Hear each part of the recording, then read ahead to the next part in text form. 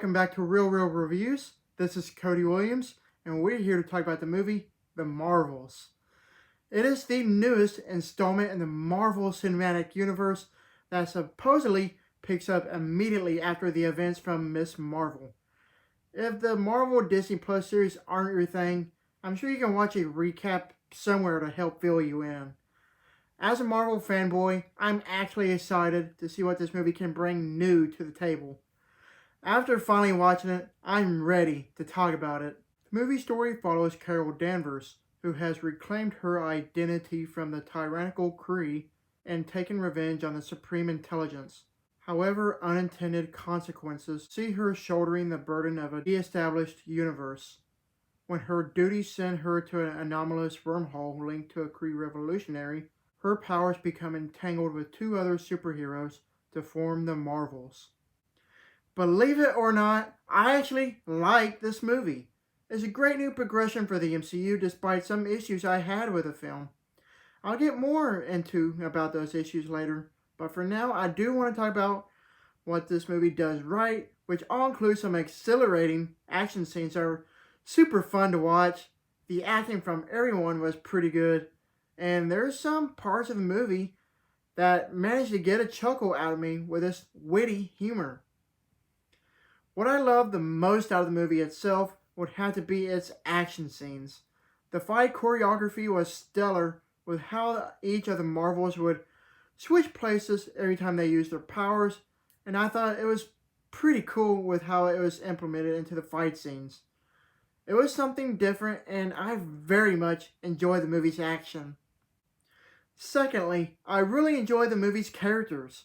Brie Larson is fantastic as Captain Marvel, and Teyonah Parris is fun as Photon, but the movie's shining star is without a doubt Iman Vellani. I've always enjoyed her charismatic portrayal of Ms. Marvel since the Disney Plus series, and she brings that energy into this movie. She's the most enjoyable character out of the whole movie for sure. With the three actresses, they share some great chemistry together that makes the movie very enjoyable. As far as enjoyment goes, there's some good humor scattered throughout the movie that actually made me laugh quite a few times. The movie's humor is not quite as overbearing as Thor: Love and Thunder, but it felt just right. The movie's biggest sin is undoubtedly the antagonist, who's like the off-brand version of Ronan the Accuser from the first Guardians of the Galaxy movie. No offense to the actress, but the movie's villain is dull, bland, and overall just very forgettable.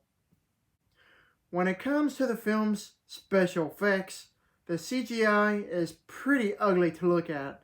It looks so unpolished, and you can tell that the CGI effects were most likely rushed to meet deadlines.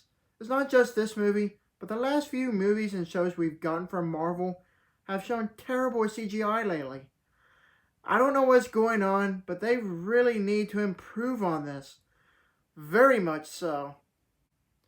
Another thing that bothered me about the movie would have to be its writing. The plot itself is paper thin, and the script feels like it is completely void of any substance whatsoever. I mean, it's pretty bad when you get done watching the movie and you completely forget what the story was about. With all that said, this movie was good, but it could have been a whole lot better. Overall, The Marvels doesn't go without saying that despite its flaws, it is quite the exciting intergalactic adventure. In true Marvel fashion, there is a mid-credit scene that is actually quite mind-blowing, so make sure to stick around after the movie is over. While this is not the greatest addition to this current phase of the MCU, there's still plenty of room for improvement. I give this movie a B. Thank you for watching, and don't forget to like and subscribe to my channel to keep up with my real reviews.